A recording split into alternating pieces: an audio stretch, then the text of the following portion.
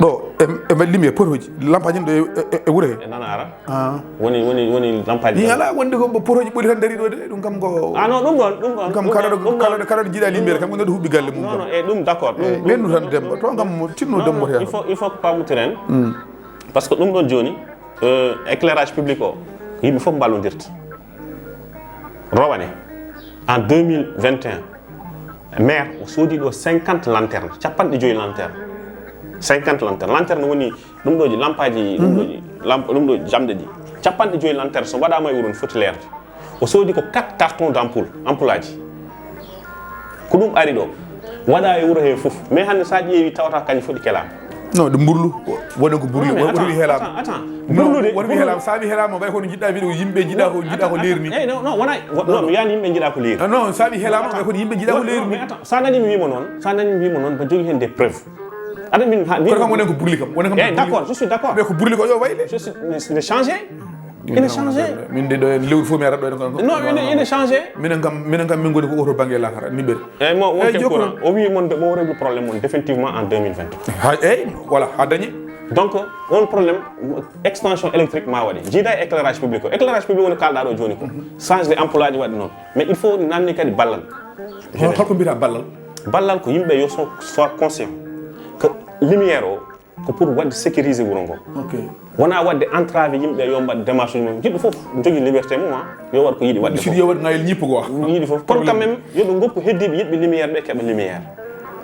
peut être noon jeunesse foof jogui fuɓ mum eno yarata ɗum ça ne peut pas manquer mais quand même on va redoubler d' effort par rapport à la sensibilisation pour que yimɓe ganda effectivement holko poti waɗde e foti darade on banggue quoi yimɓe foof ballodira donc aussi on interpelle les ASC par rapport e ko poti jewte mabɓe ɓe jogoto e nder leyɗe mabɓe par ce que ASC fof jogui jewte waɗata e nder leygal mum ɗin jewte ne waɗa sensibiliser sukaɓeɓe mais ɗum puisque ne usto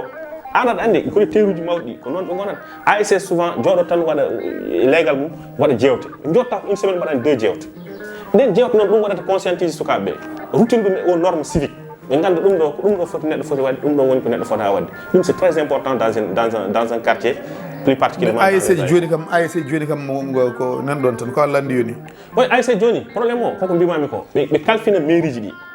ɓe kokkita compétence maɓe hokka mairie ala accompagnement dewɗo hen woni tampere 2 fois to banggue est ce que ronko mbaɗɗo seeɗa hikka non ko ɗum ɓenni ko non ɓe mbaɗama subventionné hay subventionné ɗum woni mi artude budget he mairie ko mbaɗa subventionné hikka ko no wayi famɗe ni yo ɓeyde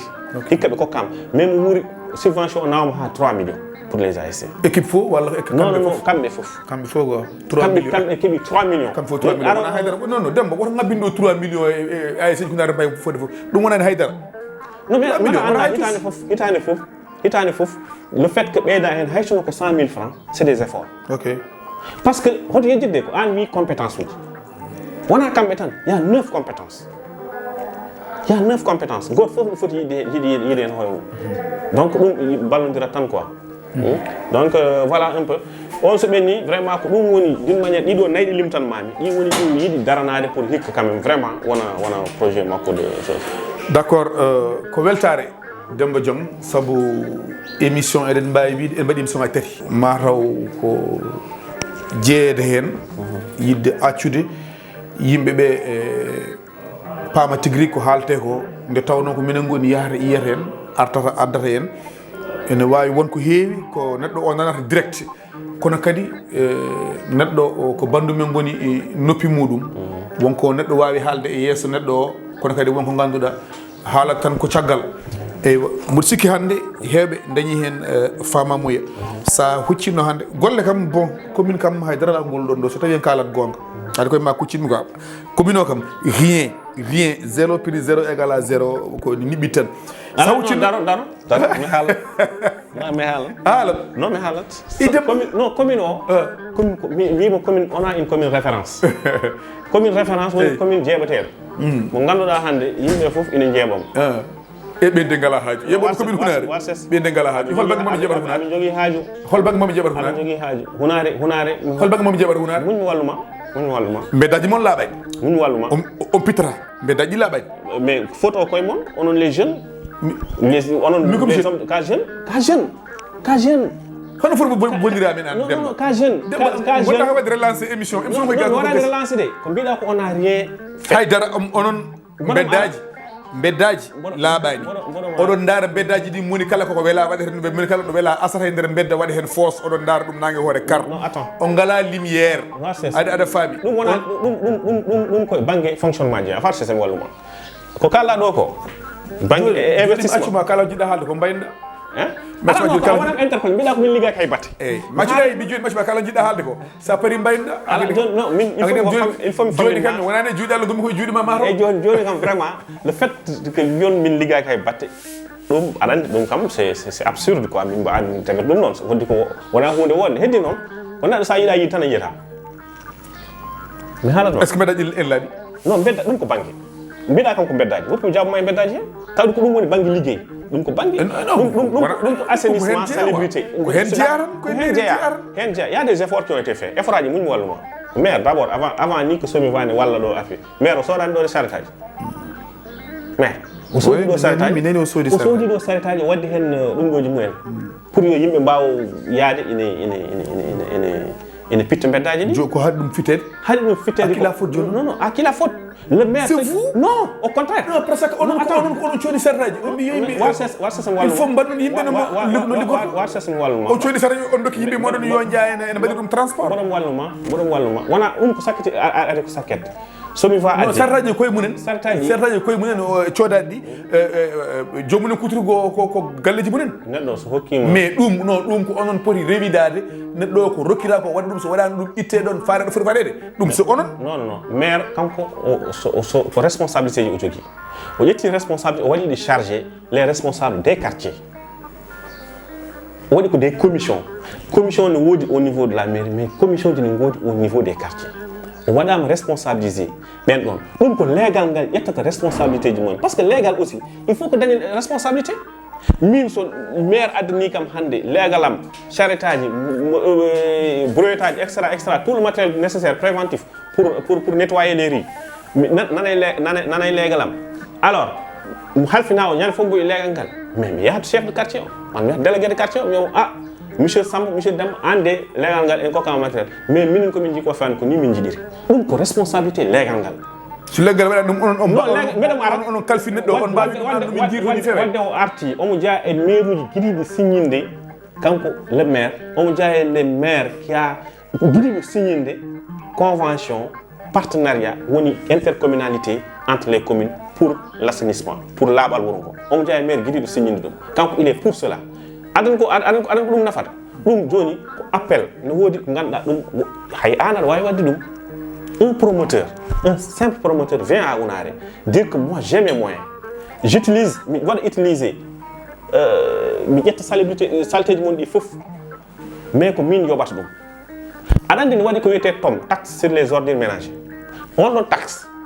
so waɗi noon commune o ine wawi wasde ƴettude ɗum commune o ne wawi wasde ƴettude comment on appelle ine wawi wasde ƴettude on ɗon taxe ɓe kalno fannu mais ɗo e duuɓi temps ɗo e kitande temps aha gasi mais en attendant onon min hokka on relève o ɗum ko idée ji ko expérience uji joni avec les Yvelines et conseil départemental aɓene signini convention goto pour réglude ɗin ɗon probléme aji définitivement donc ko chantier ɗum woni koye chantier voilà un peu vraiment par rapport e ko mbiɗa ko wona ɗum ko kam ko memoto ko yiyete meme ko ɗum sahi banggue santé e yiyat sahi banggue éducation e yiyat sahi banggue partout les femmes subvention ji a yiyat banggue apport a yiyat banggue agriculture a nanat sa yiyani aɗa wawi nande c'est des choses ɗe ganduɗa sont là c'est palpable c'est des trucs kadi hay kadi goɗɗum kadi nanɗo c'est des choses nanɗo c'est palpable le garage Sénélec centre galle rewɓe mo kertuɗon to no sardin o c'est des choses uji ɗi ganduɗa fof centre agrobusiness o centre agrobusiness fof nanɗo c'est des palpable ɗi ganduɗa centre agrobusiness merci de me rappeler centre agrobusiness o c'est tellement important mais c'est tellement hay goto wawa famde mana no leydi heɓirani maire ñanden warsen haalanma Demba maire ari ɗo warsen ko fi sabili lay ngani émission non parce que an waɗat kam évoqué des cas onon ko non mbaɗo on les journalistes on goppata affaire o fuɗa e gasde même on caggal après guddiron on émission mo yimɓe nango ko cakki ɗon haalde ko war ses tinata ko mballa kam émission war ses min mi ñaagui tan a yani jegam gasi eyyi joni wallam tan joni ko mbiɗa centre agro business ko ñande nde waɗi arrêt ko ministère nuli ɗo de centre agro business waɗi arrêt ma on hitande nder très bien ay nde waɗi hitande te onon mbiɗo ko dans 6 mois non ala ɗon onon kala projet mo ƴetta tan mbiro yimɓe ko dans 6 mois dans 3 mois woppam mi jokkita contrôleur aɗa jogorani waynade contrôleur uji ngari kalde maire ndeɓe kalde makko waɗani 1 mois ils ont redémarré les travaux santhi o gasi centre agro business ya toon o gasi école 4 gasi école 4 mo winode mahe o on gasi ya basuɗo tawata ko gasi tu vois c'est des choses mbimami so wimbo limanma ɗo waɗat mais ɗum ɗon ko nafoore wuuro ngo mais surtout nafoore rewɓe Demba Allah jarama mbaynoɗa bandiraɓe kuccita e bandiraɓe Sénégal naɓe kono ha tengti Hamadi Hounare naɓe mbaynoɗa ɗumen mi salmini vraiment mi jarnima kala mo ganduɗa ine heeɗo Winndere-tv voilà mi yettiɓe mi jarnimama mi yettima an personnellement parce que c'est pas évident vraiment ko mbatta ko liggey c'est important ko wallude yimɓe ɓe par ce que arde addande yimɓe haalde c'est très important neɗɗo il faut waɗa communiquer sa heeɓi occasion wadde communiquer a waɗat communiquer yimɓe mbawa famde heddi noon haala neɗɗo andi tan ko haali goto fof jogui perception mum no heɗorto eno famirta nde ñaago yimɓe heɗotoɓeɓe yoɓe dañi hen perception moƴƴo par ce que enen intention men d' abord en tant que ko jibinande wuuro ngo mais en tant que secrétaire municipal c'est deux choses min de personnellement c'est deux choses woni holɗo wallude commune o ha wawa waɗde développé mais ɗoftude le maire Amadou Samba Kane dans ses projets min ko ɗum woni ambition am donc ko ɗum e dow ɗum ɗon gonmi matin midi soir kala ko ganduɗen ɗum ɗo ene wawi wallude wuuro ngo ene wawi wallude le maire dans ses ambitions dans ses projets politiques en tout cas ɗum en daroto hen ballen muɗum haw yettina mission makko e banggue wuuro ngo ko wona ɗum ko an personnellement on te remercie on ne cesse de te remercier amin jiiɗi hono dani ay distance moƴƴani par ce que onon vous êtes des yimɓe ɓe ganduɗa kon yimɓe neutre on gonani boɗejo on gonani potani wonde woɗeɓe on potani wonde ɓaleɓe on potani wonde raneɓe on potani wonde olɓe poɗɗon ko wadde équidistant kala to jiiɗon to ganduɗon ɗum ɗo oɗon poti haalde gaare kaale jaltinon kala to jiiɗo min ñande nde min jiima ɗo e votre budget on était très content parce que amin mbaɗi préparé ni film o no foti yalti tout ça mais après jaaɗa quoi non kadi ɗon kadi il faut kadi pour mi laɓɓini ɗon yimɓe heɓɓe kam interpellé aɗani min guimotomi Dakar addimi ko Abdou Karim Sall kono mi nani votre budget no woodi mi fini mi ari mi jooɗima ko hamni hen ndi jeehi hankkadine ha oɗon puɗɗo min noddama yomi ar manan komin hamin puɗɗo liggey hankkadine mi ala choix haade kamɓe gaddimi alay saago mi yaaha kono kam mi joguinoma c'était ɗum jogorno nawde wuuro ngo eyyi to woɗɗi par ce que aɗan ko woni mi jogorno joɗade ha gassa par ce que ko ɗum audience publique way ko ɗum audience publique c'est rare musikam ɗo jaami kono kadi mi ala choix waɗe télé il faut kam gando kam tan ko média ɗi yo gar gando kam mi ala choix on ñande d'accord on vous excusez-moi jaɓama voilà hay sinno enveloppe am arani kam mi ala choix non enveloppe ala non ok wadde Allah jarama non haadi wona conseil municipal mi heɓata enveloppe 25000 toi aussi Demba min beltima min enen eɗen ɗo henna kadi min beltima ko kalɗa ko mboɗo sikki wona minen kalanɗa wona hoorema kalanɗa ko wuuro ngo moni kadi no mbiɗa ni moni kala yo jogo hen nanɗe moƴƴe yo jogo hen yande moƴƴere kadi moni kala ene foti wawde arde ɓamma information ngaji kono kadi ononne kadi soɗon dokka information ngaji dokka yimɓe information ngaji ɗi ganduɗa ene woodi par ce que wiide jeeta kam 3 mois ne gasa jooɗo duɓɗiɗi gasani aɗan artigal de e moƴƴi a jarama en beltima bandiraɓe yeɓannoɓe e Winndere-tv émission Sénégal men no gowɗen waddini e kala e saaha wodaɗo jaaɗen kalden mana e bandiraɓe kumpaji kewɗi ma nan guiwa Demba Diong secrétaire municipal min beltanimama jarama beltanimama no fewi de merci min ɓuuri weltade golle ma jooɗi peewi merci grand jarama c'est